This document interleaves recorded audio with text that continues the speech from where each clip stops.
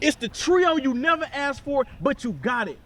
Chester Lucas, Josh Berrien, Paige Riley, Little Rock, Tallahassee, New Jersey, representing the building. It doesn't matter if it's Fearless Friday, Final Score, Fox 16 Plus, we here on CTV, we here, tune in, lock in, because we are. Josh. Thank you so much for that amazing intro, Chester. We really, really appreciate that. Welcome into another edition of Fox 16 Plus on the CTV app. I'm Josh Berrien. She's Paige Riley. He is the one and the only C-Lou, Big Chess, Chester Lucas, out here at Simmons Bank Liberty Stadium in Memphis, Arkansas. In Memphis, playing each other for the first time since 1998. And if you remember, that was a win by the Razorbacks 23-9. But guys, unfortunately, on Saturday, that was not the case on this field. Arkansas falling in another one-score game to Memphis, 32-31. Guys, I know this is the Arkansas fan here. I'm going to get to you in just a second, Chester, but Okay. we've got to talk about this because, guys, it was kind of deja vu from last week, right, against Ole Miss. That 2-minute drive for Arkansas, having a chance to win this game, and a fumble happens. Something happens on that drive that prevents Arkansas from having a chance to win this game. And this time it was Mike Washington Jr., a running back that we've heard so much about coming out of New Mexico State. We've heard about a great runner he is, and he was on that final drive. If we could just talk about that final drive and what you saw from that final drive. Chester, you were up in the press box and you kind of saw and had an aerial view of everything. Yep. What did you see on that final drive from Arkansas? Because they were moving the ball. This is what I saw from Arkansas on that final drive. And for all of my Arkansas fans out there, you will understand when I say this. Arkansas today did some very Arkansas-type activity. Arkansas proves time and time again that they are capable of being a great football team. They time and time again show that they can throw the ball, run the ball, but it's just in those crucial moments they can't finish. And so when I was looking at that drive, I was like, against such a good defense in the Memphis Tigers, we've seen them control the atmosphere of the field. We've seen them move to the momentum, move to the beat of their own drum. Right. But right at that crucial moment where it's like, if we get this touchdown, we'll seal the win. We can think about next week. But right there at the very end, Mike Washington, he fumbled the ball, and it was ruled that he was down, but then it got overturned. It was a lot of pandemonium in the stadium. It was loud. It was crazy. Razorback fans filing out. It was very disheartening as a Razorback fan to see yet again. It's become the new consistent thing. It's been the new norm. Right at the big moment, Arkansas failing, literally fumbling, dropping the ball. And so it was very disheartening seeing so much built up towards the end just for it to fumble and turn over to the Memphis Tigers. Especially after that great first half, guys. I mean, they scored for the fourth consecutive game, Arkansas, 28 points in the first half, 28 points in the first 25 minutes of the game. So the offense had everything going with Tayen Green and those guys. Paige, you were on the field with me shooting the game from your angle, because from my angle, it looked as if he was just down. He had gotten on a knee, he was just down, and the Tigers, they came and they said, oh, we got the ball. But I'm looking at my camera and from my angle again, I'm like, no, he was down. He clearly had a knee down. What did you see on your side of the field? Well, I thought he was down also, and it's just one of those plays where, you know, as a fan, you sit there and you get chills and you're like, oh my gosh, like this is the worst feeling ever. And, you know, I know we both know how that feels with college football, but no, I thought that he was down, and I know that in the press conference, Sam Pitman had said that Mike Washington, he's upset. He's upset with himself. He's really disappointed with himself, and he takes the blame for it. And I just think that it's one of those really freak accidents. It almost is like how Chester said, it's a very Arkansas thing to happen. Yeah. You know, a lot of fans are saying that Arkansas is cursed, this is the worst, all of that. But I really think it just comes down to discipline. And I think that that's something that they lacked in the Ole Miss game and something that they lacked in this game. And I think they have to change that going into the Notre Dame matchup. The fact that it happened at Ole Miss and now here in Memphis, I mean, my heart just goes out for Sam Pitman and the staff. And like I said, in the post game, Sam mentioned about, you know, the fumble, and he also mentioned about what he said to the guys in the locker room after the game. Mike feels terrible, and, you know, I hate it for him because he's been such a great player for us. He still is. He just happened to, they jarred the ball loose from him. But Yeah, I mean, we lost turnover battle by 1 last week and lost by 6 and lost it by 1. So it has some major relevance in the game. Obviously, the last two fumbles at the same time in the game 2 weeks in a row. Yes, we got a lot of work to do. We tried to fix some things. Defensively, we were trying to fix some things from a week ago. Or I don't know how much we got fixed, to be honest with you, with a 500-yard day on us.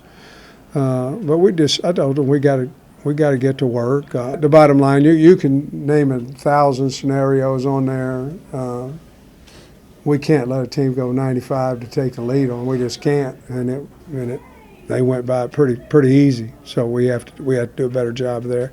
And in the post-game press conference, one of the media members, Chester, talked about how, he asked Sam Pitman, hey, is Tayen okay? Because we've known Tayen to use his legs. Even when he first got here to Arkansas, that's kind of what he was known for. He had to turn himself into more of that passer, staying in the pocket and being more accurate from within the pocket. And one of the things that we noticed in this game was that Tayen in the first half was great, as usual, from what we expect. Mm-hmm. But in the second half, when Arkansas really needed to get things going, we didn't see that from the star quarterback who's putting up these Heisman Trophy-worthy numbers. What did you see from your angle from the press box? Because he was kind of timid, in my opinion. I completely agree. He was a little timid. So I want to touch on the first half. There was a play that was going on. He was looking to the right side of the field, and the pocket, it dismantled and it opened up. There was a wide open running lane for him. And the Tayen Green that I've seen, he would have took advantage of that, got 10, 15 yards, jumped over a person or got out of bounds. But he underthrew the ball and threw an interception. That was his first of 2 interceptions. And then when I looked to the second half again, he was a bit more timid in the second half. He wasn't taking advantage of the run. A lot more handoff to Washington Jr. when in his second interception. Again, it was one of those situations where he could have got more ground. He could have ran upfield. He could have made a smarter play. But he was eyeing his wide receiver, Omega Blake, in his second interception. He was eyeing him from when the ball snapped to when it let go of his fingers. And he threw it right to the DB. From the press box, it looked like he was making eye contact with the DB. And so from Tayen Green, this was not a game where I didn't see Tayen Green out there. I don't know who was out there on this field. And just for a little historical reference, when he was at Boise State, he also lost to this Memphis team here. Wow. So coming here and losing to this team again with a different uniform, I don't know what's going through his mind right now. Yeah, the game that he could have, kind of gotten his get back a little bit from those Boise State days. Paige, when you saw Tayen out there on the field today, what was your assessment of his play? Because from the pocket, 325 passing yards, right around that average of his that he's been having so far 4 games into the season. But rushing, he's 12th in the country leading quarterbacks in rushing with 102 rushing yards per game. But for whatever reason, 68 yards, was it Memphis's defense or was it the fact that Tayen just couldn't get it going in the run game? There was one play in particular, before I turn it to you, there was one play in particular where it was, I believe it was in the first half, where he got tackled on a run and he slowly got up. He kind of got up a little bit, but then he paused. And then some teammates came over. You remember the play that I'm talking about? Some teammates came over. He got hit quite a bit this game. And then he ended up eventually getting up and walking off under his own power. What did you see from Tayen Green today in the run game, not necessarily in the pass game? I think he was just really reserved and he was really timid the entire time. I think in that Ole Miss game when he became the first player in Arkansas to have 300 yards passing and then 100 yards rushing, he really proved that he could use his legs as a weapon. And I think that was something that so many fans were so excited to see going into this game, but he didn't really execute that at all. And I definitely do think it was Memphis's defense. I think, Ryan Silverfield in the beginning of the week, he had said that their entire game plan is around Tayen Green, about how he's going to stop him, what are they going to do to be able to defend the run. And, it's the number 5 offense in the country versus the number 21 defense in the country. So I wasn't really shocked about that because, Ryan Silverfield, he had said, he goes, I know he can be a Heisman candidate. We're going to have our hands full with him because he's so smart and he can make really quick decisions. And he goes, the key is that we're going to have to stop that and cut that off for him. And they were able to do that today, you know, but I do still think the Bobby Petrino effect is still real from year 1 to year 2 with him. He has a really strong right arm, but he just really has to get the run game going in order to be a weapon and to make the offense more dynamic. Yep, we've seen it with Lamar Jackson, and we're seeing it so far this season with Tayen Green. Tayen was asked in the postgame press conference, hey, are you okay? Is everything healthy? Here's his response. Yeah, I mean, I'm 100% healthy. It was just keep my eyes downfield and just the interior games that they play, you know, going into it. But, you know, that's one thing I have to do a better job of you know, using the gifts God gave me, not just on the run that got called back, but, you know, throughout the game. So. Where are we? Are we in Oxford? Are we in Memphis? Because I'm having deja vu. I really am, guys, because the penalties. We had a lot of penalties last game. We had a lot of penalties this game. We lost that game. We lost this game. What? Liberty? Okay, I just had to make sure I'm in the right place, y'all. All right. Gosh. This man and his tangents, I swear. But no, Chester has a perfect point, Paige. I mean, this is literally deja vu from a week ago. Sam Pitman literally talked to the team, and we heard his post-game press conference from Ole Miss. He said that the team had a meeting. They talked to their coaches. They talked to their individual coaches, and they said that, you know, hey, we got to get a lot of stuff fixed. And he thought those things were fixed. You heard him in the postgame. He thought those things were fixed. Clearly, what he had to say to the guys today was, hey, we've got a lot of more things that we have to fix with our tests, with our program, with our defense. I'm making a to-do list. I was about to say, distracted me over here with his to-do list right now. But, yeah, Sam Pittman said, listen, there's so many things to fix. Paige, what's going on with the penalties? Because I feel like when Arkansas was going down for another drive after their great first half with 28 points, it just seemed like they could never get it going in the second half. Granted, Memphis has a great defense. We'll talk about that a little bit later. But it seemed like they just could not get down the field and get into the red zone again because of these penalties. What happened?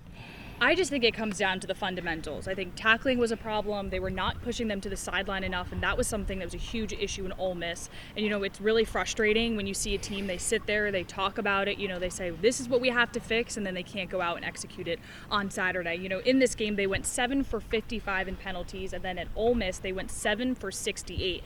And those are just costly. I mean, Memphis, they only went 4 for 20. So that had a huge impact on the result of this game. But I think the biggest thing that they have to do is they have to work on the tackling. Xavier Sorey Jr., they were talking about him because he wasn't fast in this game. He wasn't really doing what he normally did of being, you know, very ferocious out there. And Sam Pittman had said he thinks it has something to do with his hamstring injury. You know, he got injured earlier this season, so that's something that they're going to have to work through. But I also, too, think the secondary as well. You know, Chester and I, we were talking about it. The secondary against Ole Miss, they just kept on getting burned, and then this game, it was the same problem. So they really have to work out that double move that receivers are giving them. One play that, or really it's probably two plays that stuck out to my mind in the second half, is that, remember that long Tayen Green run up the left sideline up here? And it looked as if he could possibly get to the 5-yard line before being pushed out of bounds. That was a great play. I made sure to clip that in the highlights because I was just like, this is going to be the play where Arkansas goes on and blows out this game, right? Because Memphis can't catch up. And what they do? Brought it right on back. It was back. painful. And why? Because of holding, because of the offensive line. They showed it on the big screen right behind us. Get me started on the big boys. Don't do that. Listen, I know he's about to go in on the offensive line as well as the defensive line of today's game, especially on the defensive line. But that play right there, that kind of summed it up. Arkansas couldn't get these big plays, these big chunk plays that they're used to getting in these previous games because there was holding calls, because there was pass interference calls. I mean, it really, really grinded my gears for a while there on the sidelines. Chester, what did you see from your vantage point? Because the penalties are going to stop you from gaining momentum in a game, especially when you're already up. That kills the team. Just sticking to penalties on the top of what we're talking about right now. When I look at the offensive line, of course, the holdings are what really upset me in this game because this was a game of momentum. This was a team where Memphis was hungrier. than Arkansas. You needed the momentum. You needed everything that was moving you forward to stay in your back pocket. And it would just seem like every time Arkansas would have a couple good plays. Yep. Hey, what we say, Arkansas fans, they doing some real Arkansas stuff right now. All right. We get a big run, a good pass. You know what I'm saying? We may have an incomplete pass, 2 first downs in a row, and then boom, flag. Yeah. It's like everything that you would have going good for yourself gets snatched right back, and it just killed our momentum trying to close this game out. Sam Pitman talked about those penalties after the game, as well as Xavier Nsori's health status. No, I think he's something has to be something to do with that hamstring again, Tom. Has to be, because he wasn't running like he normally does, not at all. I think we're going to be fine. I mean, we've got to get our confidence back defensively, and we've got to help them do that. Offensively, we're scoring 3 points in the second half. I mean, we got to get our confidence back there too. And we got to show them that we're coaching them well enough to change that. So, yeah, I like the team. I think we're going to be fine as far as being ready for Notre Dame. Obviously, we know they're a really good team. I mean, we thought that the defense was going to get better under Travis Williams. They made so many changes. This is a completely different secondary that we saw from last year. All of the players who we saw from last year are no longer here at Arkansas. Cam Ball, he said earlier in the week that the defense, they had a closed meeting talking about some of the mistakes they made in Oxford and how they needed to correct those mistakes, and had great practices talking about those mistakes, talking about those mental errors. Well, guys, I don't see that any corrections from what we saw here on Saturday here at Liberty Stadium. Paige, what is it about the defense? Because Memphis, pretty much in the second half, they could just do whatever they wanted to do. And this is a Memphis team that loves to run the football. And they ran and gashed Arkansas's defense in the second half. Yeah, I think the run game was the thing that was the most concerning, especially when you have a team like Notre Dame next week, when you know they love to run and they have one of the best running backs in the country in Jeremiah Love. That's concerning that your defense can't stop the run. But, you know, I think especially with Sutton Smith, the fact that he had 149 rushing yards, a career high for him, but it was the 64-yard rushing touchdown. Yeah. Like, you can't let up big plays like that. It's going to hurt you. And the defense just looked so confused the whole time. And I just don't think there's any discipline. I don't think they're buying into that same message that they had talked about in that meeting, because it clearly was not executed out on the field. Right. And then they also, too, I felt like every 2 seconds it was like Memphis first down, Memphis first down. And it was always the run was the problem. I got tired of that freaking announcer. Oh my goodness. Every single first down, I couldn't stand him. Chester. Hello. When it, because I know he's about to go in on this defense. A career high, Paige, career high 149 yards. And again, don't that forget. 64-yard touchdown run is really, I'm like, how do you let that happen? And you would think that, especially with an SEC school, with the physicality and the strength and the speed that you have, that you would be able to prevent that. That was not shown at all today. And Cam Ball, before I let Chester go, Cam Ball said in the post-game presser that, you know, hey, we have to go back to the basics. We talked about that on Sunday. Well, even if they went back to the basics, Chester, it seemed like they were confused on the basics. So I don't know what the message was. I don't know what was discussed between Travis Williams, Cam Ball, and all the guys, but they're getting confused out on open plays and in certain coverages and acting like as if they've never seen certain schemes before. It's crazy. It is crazy. You know, they talked about going back to the basics. While we're in Memphis, call Yo Gotti and ask him how he went back to the basics. But when I look, me being a big guy, I played offensive line. I've spent time on the defensive line. Right. When I look at the Arkansas defensive line, they were getting pushed around. The offensive line were doing what they wanted to do. When I look at a defensive line scheme setup, one play that stuck out to me in particular, there was a moment where there was a short pass in the backfield, and I see Cam Ball. He shaded on the nose in between the guard, and it's like they parted the Red Sea, right? Okay. In a short pass stint. And then once Cam Ball did what the defensive line was supposed to do, once the ball is out, he got flat and he ran to the sideline chasing the ball.